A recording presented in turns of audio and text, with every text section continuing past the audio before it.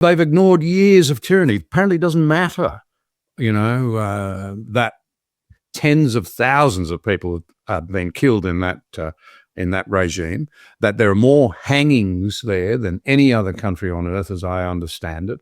There are no freedoms. Women particularly are marginalised, even under the point of death for not wearing their clothing properly. How do people arrive at such utterly confused moral muddiness? Isn't it extraordinary the extent to which these people have shown their hand over the past few days? Because, as you say, they said nothing about the slaughter of Iranians by the regime just last month. I mean, we're not talking about years ago, we're talking about this year. The regime there, the theocratic regime, slaughtered tens of thousands of men and women whose only crime is that they want more freedom. They want the freedom to wear what they want, to think how they please, to behave in a way that they think is best for them.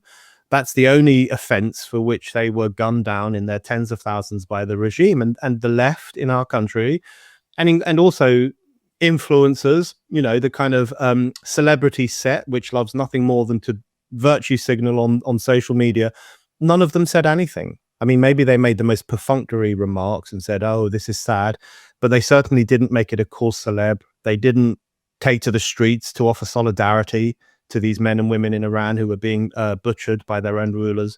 They said nothing. And now, suddenly, they're claiming to care about Iranian life. They're claiming to care that sadly, tragically, some civilians have been killed in this war. We're not buying it anymore. I'm sorry, but if you sat on your hands and said nothing during one of the worst massacres of modern times, but now, just weeks later, you're claiming to care about Iranian people, we don't buy it. We don't believe it. And I think something really dark is happening with the discussion about Iran, because I think fundamentally, there are sections of our own societies, and I'm talking about the left, I'm also talking about sections of the Muslim community, and by no means all of them.